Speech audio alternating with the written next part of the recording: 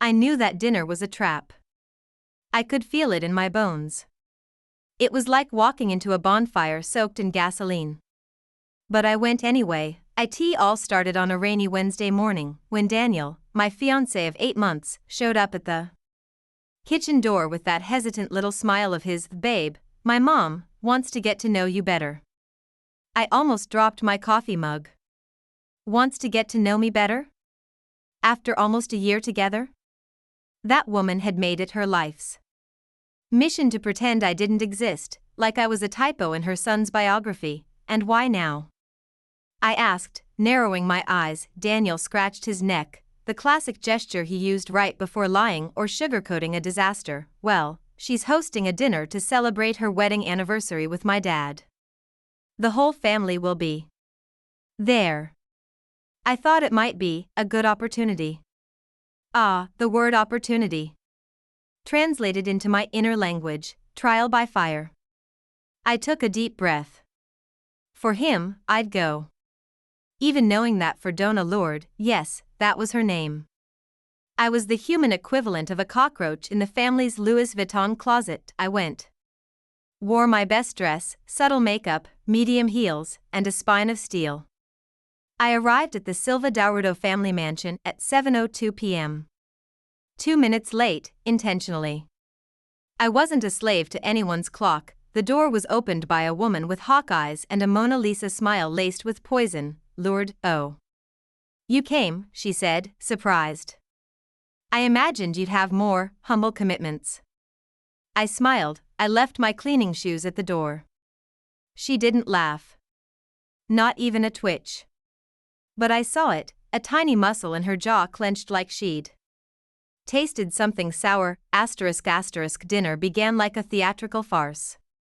A long table, crystal chandeliers, silverware that hadn't been touched since the monarchy. Relatives who looked like overpaid soap opera extras, fake smiles, toxic compliments, and questions that felt like police interrogations. "And what do you do again?" asked Aunt Selma, a bottle blonde with a thin voice and a thicker layer of contempt. "I'm a freelance graphic designer. I work from home." "Oh, so you draw? How cute." I laughed. Loud. Sharp. Almost unhinged. "Yeah, cute. Like your husband's company logo, which I redesigned last month. Website traffic doubled. He loved it." Silence. Frozen smiles. Daniel squeezed my hand under the table, part pride, part warning, but the real moment came with dessert. Lourdes stood up. Gently tapped her spoon against her wine glass. Everyone went quiet. "Family," before the walnut pie. I'd like to say a few words. This was it. The real reason for the invitation. Today we celebrate love, commitment, and the importance of protecting our roots. Her eyes locked on mine like daggers. Because family is built on blood, on values, on tradition. And some people, no matter how hard they try, will never understand or belong to that. A murmur passed around the table. Daniel turned pale. I didn't break eye contact. I was waiting for the kill shot, and then she said it, clear and sharp as glass. "You will never be part of this family." Complete silence, all eyes on me. Waiting for my reaction. Waiting for me to cry, run, collapse. For me to shrink like a rejected little girl, but I didn't stand up. I smiled. "Well, I'm glad to know now, Mrs. Lourdes. Saves me the trouble of trying to be accepted by people who don't even know what love is." The air vanished from the room, but that was only the beginning. After that dinner, I thought I wouldn't hear from the Silva Daurado family ever again. For a while, I didn't. Silence. No calls. No messages. Not even Daniel brought them up anymore, not directly. But I saw it in his eyes, the tension. Like he was living between two lands, the woman he loved, and the family he couldn't fully detach from. That silence? It wasn't peace. It was the calm before a storm. 3 weeks later, while I was editing a client's branding package at home, my phone buzzed. Unknown number. against my better judgment, I picked up, "Hello?" A pause. Then that voice, a sugar-laced venom, "Hello, dear. It's Lord." My spine straightened, didn't recognize the number. I assumed hell didn't have cell service. She ignored the jab. Continued with the tone of a CEO offering a deal to a desperate intern, "I want to apologize. For what happened at dinner. I almost choked on my tea, really? Well, not for what I said, but for how I said it. Perhaps it was abrupt. I wanted to hang up. But something in her tone, calculated, careful, told me this was more than just ego. She wanted something. "I'd like you to come to a charity gala we're hosting. High profile, lots of important people. And it would look unified if you came with Daniel as his fiancé." There it was. "The real reason, image," I said. "This is about your image." She didn't deny it. "My son has made it clear he's not letting go of you. So we might as well adjust expectations." Translation: If I can't get rid of you, I'll control the narrative. I didn't answer right away. My heart said no. My pride said hell no. But my instinct, the part of me that had clawed out of every corner of rejection since childhood, said go. Not to fit in. To expose. To flip the script. So I said, "Send me the address." The gala was a monstrous affair. Cameras. Velvet ropes. Gold accents everywhere. It screamed money laundering with a touch of aristocracy. I walked in on Daniel's arm, dressed in a sleek black gown with a slit that made Lourdes blink twice. She greeted me with a fake air kiss. "You clean up well," she said. "Didn't know I was dirty," I replied, sipping my champagne. The night moved in slow motion. Introductions, polite laughter, subtle jabs from women who saw me as a threat to their high society hierarchy. But then I met Clara. Clara was Daniel's cousin. Younger. Observant. Quiet. She pulled me aside near the dessert table and whispered, "Be careful." I frowned. "With what?" "With her," she nodded toward Lourdes. "She's planning something." Clara wasn't the type to gossip. Her warning wasn't drama. It was survival language. ***. 30 minutes later, Lourdes took the stage. "Thank you all for joining us tonight," she said. "Before we continue, I'd like to honor someone very special to our family. Oh no, a woman who has shown resilience, charm, and who will, hopefully, become part of our legacy." The spotlight swung toward me, everyone applauded. I stood, stunned. My palms sweaty. "This gift," Lourdes continued, "is a small gesture to welcome her into our circle." A waiter approached me, holding a box. I opened it. Inside, an apron, white, with gold embroidery. Words stitched on it. "The help always has a place." The crowd laughed. Some politely. Some nervously. Lourdes smiled, proud. Waiting for me to crumble, but she had no idea who she was dealing with. I put the apron on, grabbed the mic and said, "Well, thank you, Lourdes. I'll wear this when I scrub your name off Daniel's inheritance papers." The room exploded. Some gasped. Some laughed. Daniel dropped his wine glass. Clara covered her mouth in shock. "Lourdes?" She went pale, the gloves were off, and I hadn't even started. The video still played on the screen when Lourdes shot up from her seat, knocking over a champagne flute. Gasps rippled across the garden.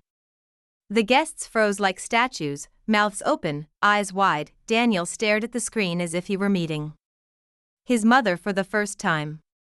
Not the polished woman in pearls, but the one behind the scenes, a predator in pearls, puppeteering every move to protect her false throne. Lourdes tried to salvage it. "Please," she said, voice laced with her usual fake warmth. Anyone can fake audio nowadays. Deep fakes, edited clips, this generation lives for drama. But the silence was louder than her lies. Stepped up to the microphone, heels clicking like war drums. "These aren't just audio clips. We have documents, transfers, Signed invoices. Time-stamped emails. Verified by 3 independent digital forensics firms. All of it has been sent to the press, the Silva Dourado board, and to Eduardo's legal team. Lourdes' face turned to stone. She looked to Daniel for salvation. You're going to let her do this to me? To your own mother? Daniel's voice was low, but it cracked through the tension like thunder. You did this to yourself, mother. And you nearly took us all down with you. Lourdes stumbled back, as if his words physically struck her. The mighty matriarch, who had always floated above reproach, now stood exposed. Fragile. Cornered, Clara rose from her seat, her voice sharp and steady. You embezzled money meant for children. Faked donations. Lied to sponsors. You desecrated this family's name for personal gain. And the worst part is, you did it while convincing everyone you were our savior. Lourdes turned, searching desperately for an ally, but one by one, the family members looked away, because when the crown slips, no one wants to be crushed beneath it. In the following 48 hours, her empire collapsed like a sandcastle in high tide. The city's top newspaper ran the headline: Socialite Lourdes Silva Dourado accused of million-dollar fraud and financial abuse. Social media caught fire, old colleagues cut ties, the foundation's executive board froze her accounts. The lawyers of Eduardo, her husband, the family patriarch, launched a full audit. A formal investigation opened. Donations were suspended, Lourdes went silent, and for the first time in decades, the house she built on manipulation and image control began to crack beyond repair. Eduardo, long dismissed as too old to interfere, released a public statement: the actions of my wife do not reflect my values or the legacy I hoped to leave. I fully support the necessary legal measures to correct the wrongs done in the name of this family. Just like that, her last shield dropped, and me, I didn't gloat. I didn't post. I didn't speak to reporters, I simply watched it burn from a distance, like someone watching the forest fire that finally clears a poisoned land. Daniel was quiet. The betrayal ran deep. The grief was real. I don't know what to feel, he said one night, staring out our apartment window. It's okay to feel everything, I said. As long as you remember one thing, this wasn't your fault. She made her choices. He nodded, slowly. You saved this family, he said. Even when they didn't want you in it. 2 days later, Lourdes showed up at our door. No bodyguards. No limo. No lipstick, just a woman. Tired. Weathered. Unraveled. I opened the door. She stood there, eyes red, cheeks bare, her designer coat hanging off her like borrowed fabric. I need to speak to you, she said softly. I let her in. Daniel stood in the living room. He didn't move. Lourdes looked at both of us, then slowly dropped to her knees. Literally, she placed her hands on the floor. Her voice trembled. I came to ask for forgiveness. Daniel didn't move. I folded my arms, staring down at the woman who once told me I would never belong. The same woman who mocked my past, spat in my direction, and tried to destroy me publicly, and now, she knelt at my feet. I destroyed everything good in my life, she whispered. And I nearly destroyed you, too. You were right about me. I was never protecting this family, I was protecting my illusion of control. And you, she looked at me, you are stronger than I ever was. You are what this family needs. Not me. The silence stretched, then Daniel finally spoke. If you're here to change, then it starts with action. Not apologies. I'll do whatever it takes, she said. Return everything. Step down from everything. Give back what I stole. Help repair what I broke. I stared at her. You don't need my forgiveness, Lord. You need redemption. And it won't be easy. No, she said. But I'll try. She stood up slowly, her legs shaky, and when she walked out that door, she no longer looked like a queen, she looked like a woman who had finally seen the truth in the mirror. The next morning, a bombshell announcement hit the media. Lord Silva Dourado resigns from Family Foundation. admits mismanagement, pledges restitution and support to new leadership. She transferred full control of the foundation to Eduardo and Clara. Returned stolen funds. Closed her private accounts.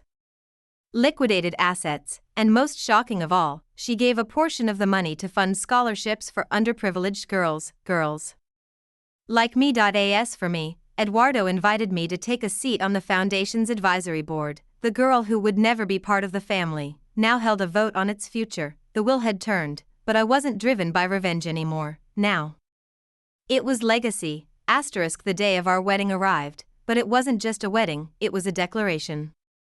A final chapter to a story that began with rejection, humiliation, and betrayal. Now, it would end with grace, justice, and a love forged in fire. The venue was a restored botanical garden, filled with blooming orchids and wild jasmine. Not the usual extravagant ballroom Lourdes would have chosen. No chandeliers, no marble statues, just earth, sky, and honesty.as. I stepped onto the aisle, wearing a gown handmade by women from a social program I helped fund. The air around me shifted. Not because of the dress, but because I no longer walked with fear. I walked as a woman who had faced lions and taught them to kneel. Daniel waited at the altar, his eyes shining, his jaw tight with emotion. His family sat behind him, and yes, even Lourdes was there. I in the second row. Quiet. No makeup. No crown. Just a woman learning how to start again. Clara was my maid of honor. Eduardo escorted me down the aisle. Funny how time can turn enemies into allies. And strangers into the only real family you've ever known. When Daniel and I exchanged vows, there were no rehearsed lines. Just truth. I never knew what home felt like, I told him. Until I found it in you. You taught me what strength is, he said. And what love really looks like, not just in romance, but in resistance. We kissed. Applause rose like a wave. And for the first time in years, I felt whole. At the reception, Eduardo took the mic. The man who once called me an outsider now looked at me with tears in his eyes. This woman saved our family. She restored truth to a name we had forgotten. And she taught me something my generation often forgets, that legacy is not about money or bloodlines. It's about the people we choose to lift, not the ones we try to control. Then, to everyone's surprise, Lourdes stood up. Silence fell like a curtain. She walked to the front slowly. No entourage. Just her. She picked up the mic, looked directly at me. There was a time I said something cruel. I told you that you would never be part of this family. But the truth is, her voice broke. You are the soul of it now. You taught me humility, and you exposed the rot that I spent decades hiding. You didn't destroy us, you saved us. She turned to the guests. If there is one thing I've learned, it's that pride destroys, but truth heals. And today, I see healing. I see a new beginning. She handed me a small box. Inside was the Silva Dourado heirloom ring, passed through generations of women in their family. It had never been offered to me before now. It was mine. Months passed, the foundation was reborn. I helped lead programs for women who had faced abuse, rejection, and poverty, girls who, like me, were told they didn't belong. We offered them education, housing, mentorship, and most of all, dignity. Clara became one of my closest friends. Eduardo stepped back from business and became an advocate for transparency in philanthropy, and Daniel became the kind of husband every woman deserves, supportive, loyal, and proud to walk beside a woman who didn't need saving, just a chance to rise. As for Lourdes, she kept her word. She spent her days volunteering at shelters, attending therapy, and working behind the scenes in causes she once ignored. She didn't ask for applause. She didn't try to reclaim her old status, she just did the work. Forgiveness doesn't come wrapped in a bow, but it begins with actions. And hers, though late, were real. Years later, at a gala I hosted, a journalist asked me, "Do you still remember the night she told you you'd never be part of the family?" I smiled. I remember every word. I also remember the moment she knelt and asked for forgiveness. And the day she handed me this ring. I lifted my hand, but here's the truth, I was always part of this family. I just had to remind them who I was. The room applauded, because the story wasn't about revenge, it was about reclamation, about building a table when you're told you don't deserve a seat, about planting your roots in soil they tried to poison, and growing anyway.